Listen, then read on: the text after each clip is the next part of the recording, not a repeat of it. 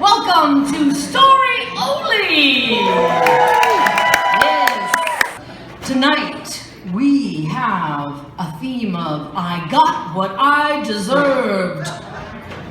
We'll see how our storytellers interpret it. But you know, it's always hard to be the first teller of the night. So each month we invite a person to be what we call our icebreaker. The person who will tell the first story of the night, and usually it's someone whom we feel has a story to tell. And tonight we are so pleased to have with us, I would say, a local celebrity, a man who is a lover of the arts, a man who is a lover of theater and all things creative.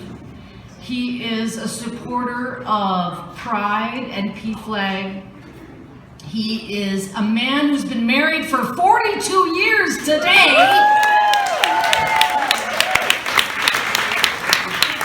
He also runs and operates a large rutabaga farm outside of Oakville. You know I'm a storyteller, right?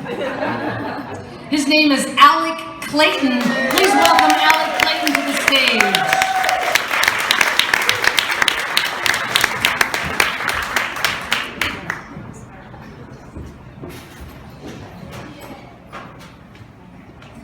The mics are never low enough for me. Can you hear? Yeah. Okay, the story I'm going to tell tonight is one that actually I'm using as a basis for a novel that I'm working on. And I have this strange feeling that I'm going to get the novel and the real story all mixed up, and you're going to go, hey, what's he talking about? But this goes way back to 1973. I was 29 years old, living near the Gulf Coast of Mississippi, and I decided I wanted to move to New York City because I wanted to be an artist, and that's where artists go. I didn't have any way to get there except on my thumb. So my brother took me out to the highway to hitchhike. I had, it was 2 weeks before Christmas, and it was very cold.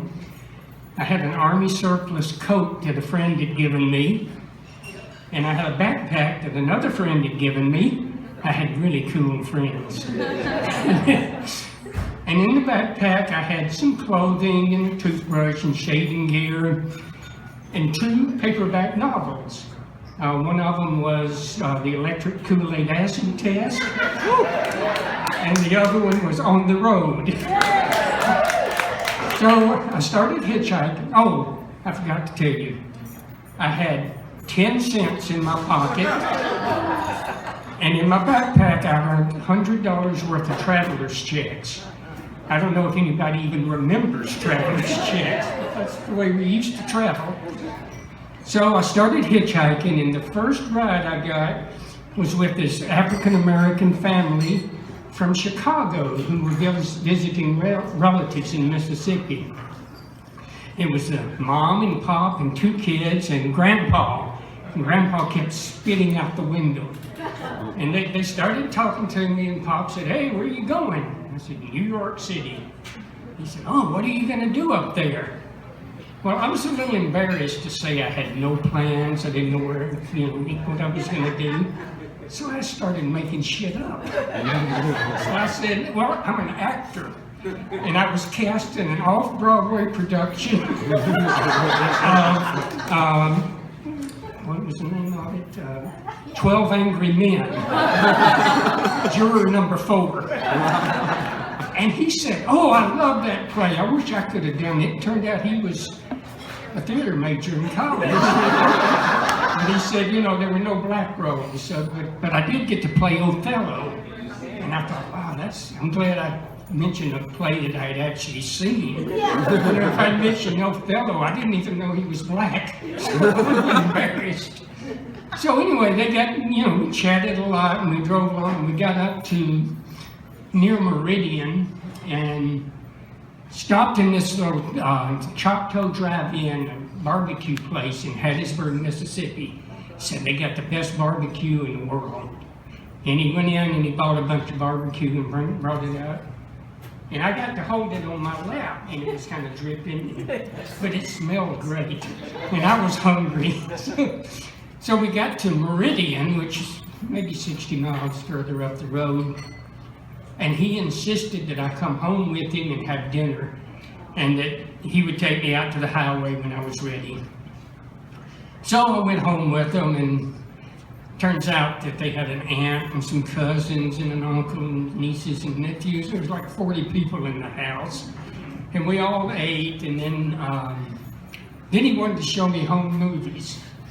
So I watched the home movies, and then they insisted I spend the night, and so I slept on the couch.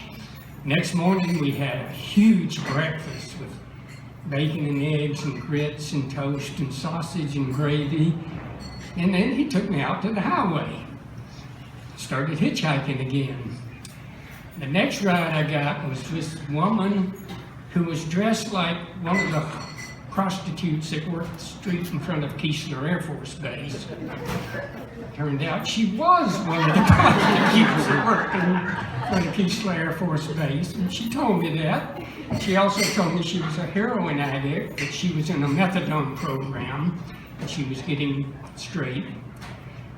And she was going to a little town just south of Atlanta to visit her boyfriend, who was in jail for armed robbery. So I said, okay. And we went to this little town south of Atlanta, and she said, I'm gonna get a room in a motel for the night. If you want to stay with me, you're welcome to. And so, sure, because, I didn't have any money, and that'd be great. So she bought me dinner, we went and got a room, she shot up. Said, have you ever seen anybody shoot up before? I said, no, I hadn't. And then she said, you're kind of cute. I think I'll give you a freebie if you're interested. So I spent the night. The next morning we had breakfast, and she said she was going to take me out to the highway to hitchhike, and she started going, and then she stopped, and she pointed at this brick building about a block away and said, that's the jail where they got my boyfriend. And she reached in the glove compartment and she pulled out a pistol. And she said, I'm going to break him out. And she said, I want you to drive the car. I didn't know what to say, but okay.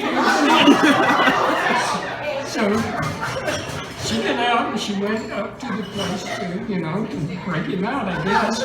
And I got out and ran like hell. I hid in some woods behind the building for a while, and for about 2 hours, make sure they got in the way. Then I started hitchhiking again.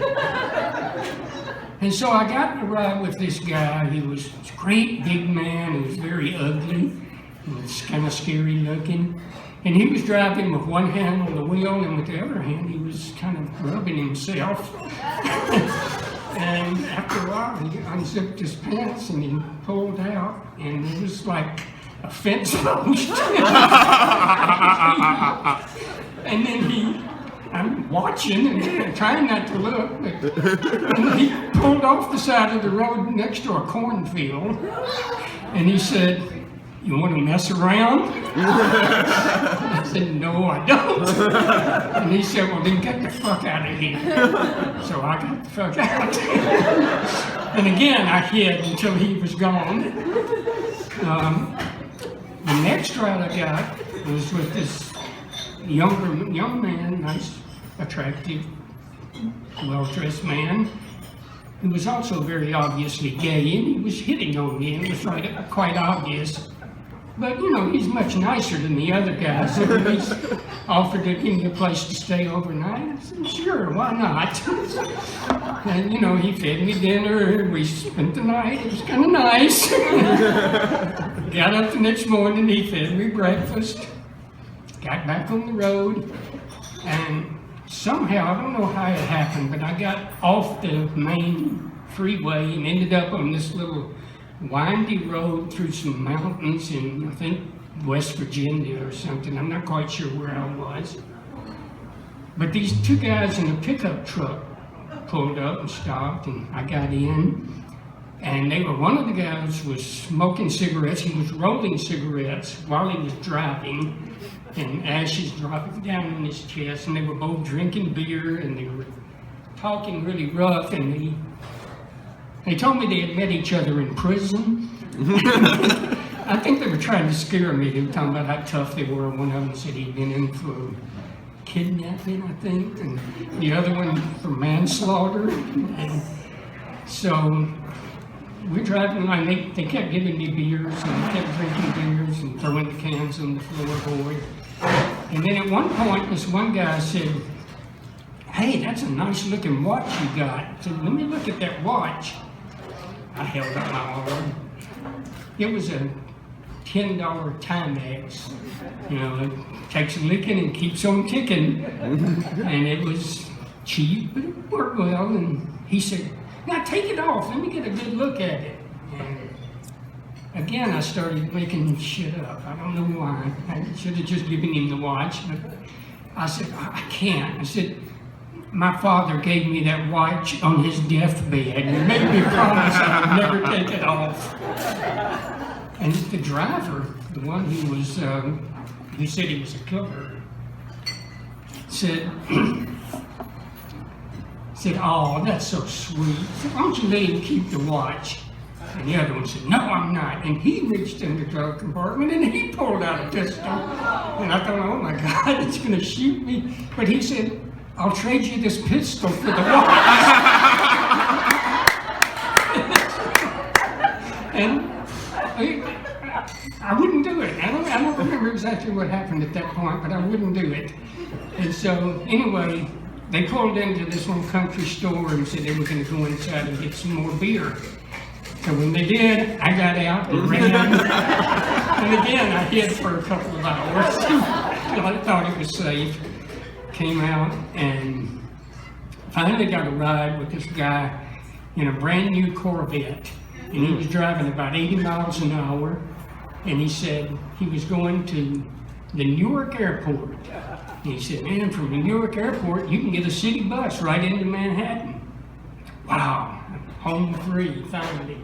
So we got there and no time flat. I went in, and first thing I did was I went to the place where you cash in your traveler's checks. And I didn't have any traveler's checks. I emptied my backpack, I emptied my pockets, I searched through them 2 or 3 times. They were not there. But I still had 10 cents. I spent that dime. And in 1973, you can make a phone call for payphone for 10 cents. So I called my friend in Manhattan, and first thing she said was, "Did you lose your traveler's checks?" I said, "Yeah, I did." She said, "They fell out of your brother's car, out of your backpack in your brother's car, and he mailed them to me. And I'm going to bring you, I'll catch the bus and bring you your money." So I got my money, and you know, I think I was a pretty good guy. And you're talking about getting what you deserve. I felt like I deserved good stuff, and then I got where I was going, I got places to stay overnight, I got fed, I got laid, and it cost me 10 cents.